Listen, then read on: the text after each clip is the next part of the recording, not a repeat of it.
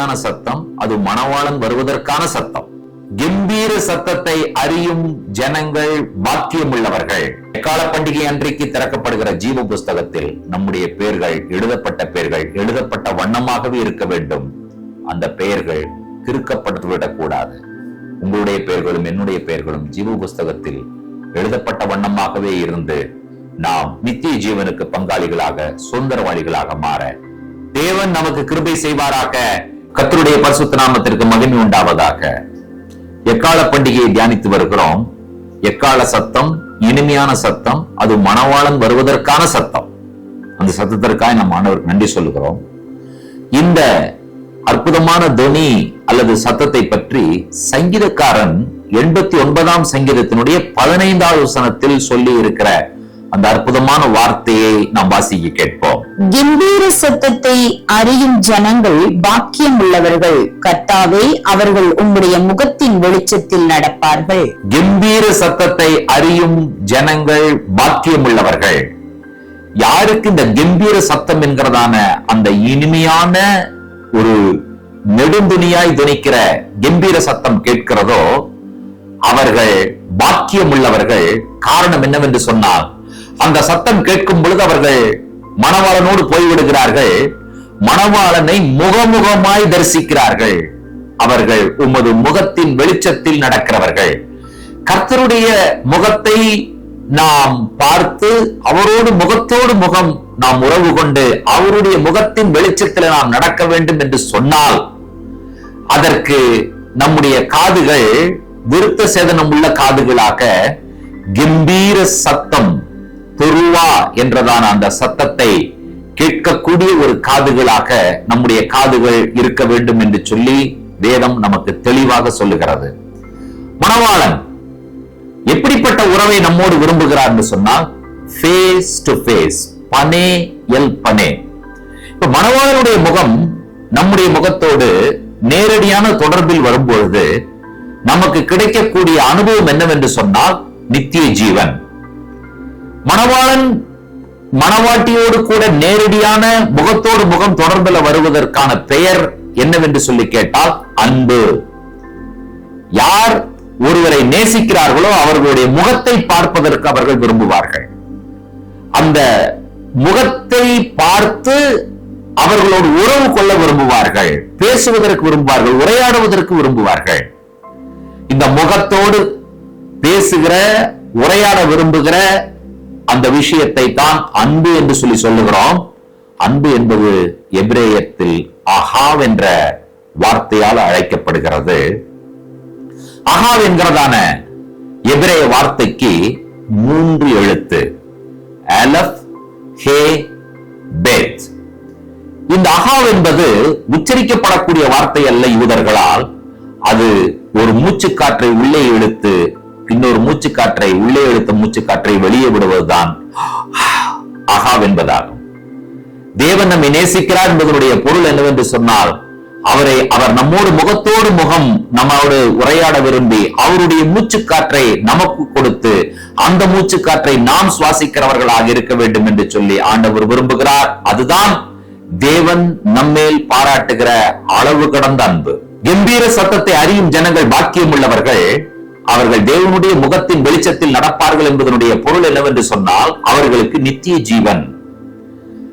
அவர்களுடைய ஜீவன் ஒரு நாளும் நின்று போவது கிடையாது. காரணம் என்னவென்றால், அவரிடத்திலிருந்து வருகிற ஜீவன் நிறுத்தப்பட்டால் தான் நாம் சுவாசிக்கும் ஜீவன் நிறுத்தப்படும். அவர் சுவாசிக்கிற அந்த காற்றை நமக்கு கொடுக்கும் பொழுது, அது நாம் சுவாசிக்கும் பொழுது நாம் ஜீவனோடு இருக்கிறோம். தேவன் அவருடைய மூச்சு காற்றை நிறுத்துவதே இல்லை. ஆகையினால் நாம் மூச்சு காற்றை சுவாசிப்பதை நிறுத்த முடியாது. ஆனால் அதற்கு பெயர் தான் நித்திய ஜீவன். யாம் தெருவா, கம்பீர சத்தத்தை அறியும் ஜனங்கள் பாக்கியம் உள்ளவர்கள் என்று சொல்லி சொல்லப்பட்டிருக்கிறது. இந்த ரோஷ் ஹஷானா, அதை பற்றி இன்னும் சில அற்புதமான தகவல்களை நாம் இங்கே கவனிக்க இருக்கிறோம். ரோஷ் ஹஷானா என்று சொல்லப்படுகிற இந்த பண்டிகை நாளிலே நம்முடைய ரட்சகர், நம்முடைய ஆண்டவர் ராஜாதி ராஜாவாக அறியப்படுகிறார். சர்வத்தையும் படைத்த ராஜா, அப்படி அவர் கொண்டாடப்படுகிறார். யாம் கிப்பூர் பண்டிகை அன்றைக்கு அவர் நியாயாதிபதியாக அறியப்படுகிறார். அதாவது ரோஷ் ஹஷானா தொடங்கி 10 நாள், அந்த நாட்களுக்கு பேரு the days of awe என்று சொல்லுவார்கள், யோம் நொராயிம். அந்த நாட்கள் இவர்கள் என்ன இருக்க வேண்டும் என்று சொன்னால் உபவாசம் இருப்பார்கள். எதற்காக என்று சொன்னால் அந்த நாட்களிலே இவர்கள் தேவனுக்கேற்ற பிள்ளைகளாக மாறி அந்த நியாய தீர்ப்பு அறிவிக்கப்படுவதற்கு அவர்கள் என்ன செய்ய வேண்டும் என்று சொன்னால் காத்திருக்க வேண்டும். எலூல் மாதம் 1ஆம் தேதி தொடங்கி டிஷ்ரியினுடைய 10ஆம் தேதி வரைக்கும் மொத்தமாக நீங்கள் கணக்கு போடுவீர்கள் என்று சொன்னால் மொத்தம் 40 நாட்கள். இதிலே டிஷ்ரியில மாற்றும் 10 நாட்கள். அப்போ மொத்தமாக இந்த 40 நாட்களுமே அவர்களுக்கு மிகவும் புனிதமாக அவர்கள் தங்களை பரிசோதித்து தங்களை காத்துக் கொள்ளக்கூடிய நாட்களாக கருதப்படுகின்றன. நம்மை நாமே நாம் சோதித்தருகிற நாட்கள், எக்கால பண்டிகைக்காக ஆயத்தப்படுகிற நாட்களாக இந்த நாட்கள் காணப்படுகிறது. யூத பாரம்பரியங்கள் என்ன சொல்லுகிறது என்று சொன்னால் ரோஷ் ஹஷானா என்கிற பண்டிகையிலே 3 புத்தகங்கள் திறக்கப்படும். அதாவது அக்கிரமக்காரர்களுக்காக, இரண்டாவது the book of life for the righteous, நீதிமான்களுக்காக, அடுத்தது the book of life for the in between, ரெண்டுக்கும் நடுமையத்தில் இருக்கிறவர்களுக்காக. இது யூதர்களுடைய பாரம்பரியமாக சொல்லப்படுகிறது. இந்த நம்பிக்கை எதன் அடிப்படையில் அவர்கள் சொல்லுகிறார்கள் என்று சொன்னால் 69ஆம் சங்கீதத்தினுடைய 28வது வசனத்தின் அடிப்படையிலே தாவீதின் சங்கீதத்தில் இருந்து இவர்கள் இந்த காரியங்களை அவர்கள் நம்புகிறார்கள். ஜீவ புஸ்தகத்தில் இருந்து அவர்கள் பேர் கிறுக்கப்பட்டு போவதாக, நீதிமான்கள் பேரோடு அவர்கள் பேர் எழுதப்படாதிருப்பதாக. அதோடு கூட யாத்ராகமத்தின் புஸ்தகம் 32ஆம் அதிகாரம் 32, 33 வசனங்களிலே மோசேயினுடைய வார்த்தைகளின்படியும் இந்த காரியங்களை அவர்கள் நம்புகிறார்கள். ஆகிலும் தேவரீர் அவர்கள் பாவத்தை மன்னித்தருள்வீரானால் மன்னித்தருளும், இல்லாவிட்டால் நீர் எழுதின உம்முடைய புஸ்தகத்திலிருந்து என் பேரை கிறுக்கி போடும் என்றான். அப்பொழுது கர்த்தர் மோசேயை நோக்கி, எனக்கு விரோதமாய் பாவம் செய்தவன் எவனோ அவன் பேரை என் புஸ்தகத்திலிருந்து கிறுக்கி போடுவேன். இந்த 2 வசனங்களின் அடிப்படையிலே இவர்கள் இந்த புத்தகங்கள் மேல் நம்பிக்கை வைக்கிறார்கள். இந்த புத்தகங்கள் எக்கால பண்டிகை அன்றைக்கு திறக்கப்படுகிறது என்று சொல்லி அவர்கள் நம்புகிறார்கள். நீதிமான்கள் உடனடியாக நித்திய ஜீவனுக்கு நேராக அவர்கள் நடத்தப்படுகிறார்கள் என்றும், துன்மார்க்கர் உடனடியாக மரணத்திற்கு நியமிக்கப்படுகிறார்கள் என்றும் இந்த புஸ்தகங்கள் திறக்கப்படுகிறது என்கிறதான நம்பிக்கையின் அடிப்படையிலே அவர்கள் விசுவாசிக்கிறார்கள் என்பதை நாம் அறிந்து கொள்ளுகிறோம். பிரியமான தேவனுடைய பிள்ளைகளே, இதனுடைய அடிப்படையில் நாம் பார்க்கும் பொழுது நமக்கு கிடைத்திருக்கிற பாக்கியம் என்று சொல்லும் பொழுது எதையோ இந்த உலகம் பாக்கியம் என்று சொல்லுகிறது. ஆனால் வேதம் ஒரு விஷயத்தை நமக்கு பாக்கியம் என்று சொல்லிக் கொடுக்கிறது. அது என்னவென்று சொன்னால், கம்பீர சத்தத்தை அறியும் ஜனங்கள் பாக்கியம் உள்ளவர்கள். எதனால் பாக்கியம்? அவர்கள் தேவனுடைய முகத்தின் வெளிச்சத்தில் நடக்கிறவர்கள்.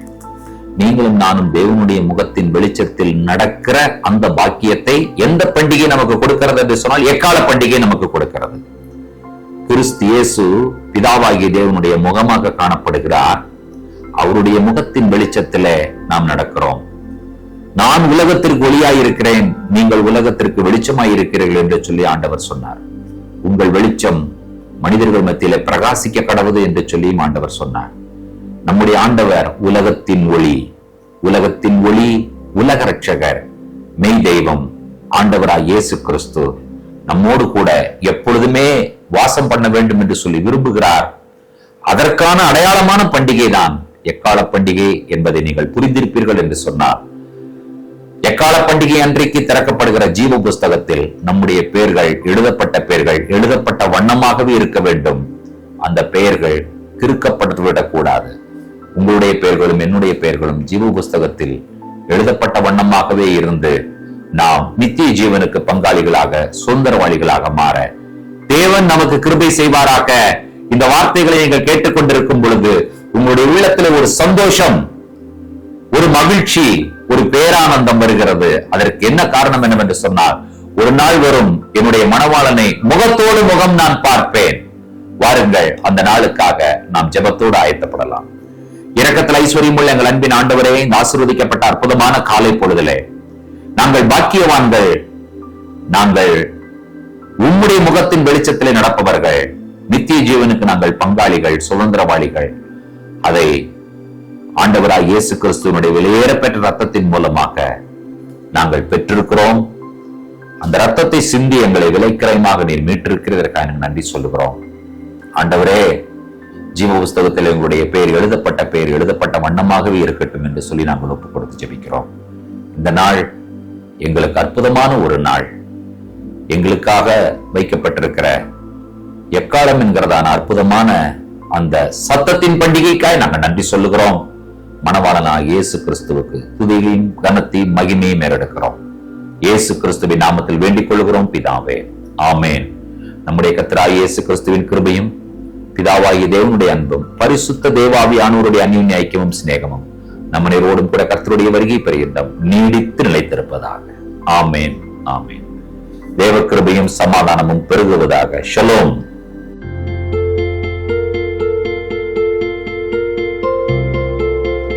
யாம் கிப்பூர் பாவ நிவாரண நாள்.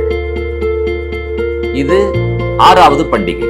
திஷ்ரி மாதத்தினுடைய 10ஆம் நாள் இந்த பண்டிகையை கொண்டாட வேண்டும். மொத்தம் 40 நாட்கள். எலூல் மாதம் 1ஆம் தேதி துவங்கி திஷ்ரி மாதம் 10ஆம் தேதி வரைக்கும். எபிரேய நிருபக்காரனுடைய வார்த்தைகள் நமக்கு ஒரு மிகப்பெரிய தெளிவை கொடுக்கின்றது. அது என்னவென்று சொன்னால், கிறிஸ்து பிரதான ஆசாரியனாக பரிசுத்த ஸ்தலத்திற்குள்ளாக அந்த கிருபாசன தண்டைக்குள் நேராக அவரே பிரவேசித்திருக்கிறார். அவர் நம்முடைய பாவங்களை மூடி இருக்கிறார்.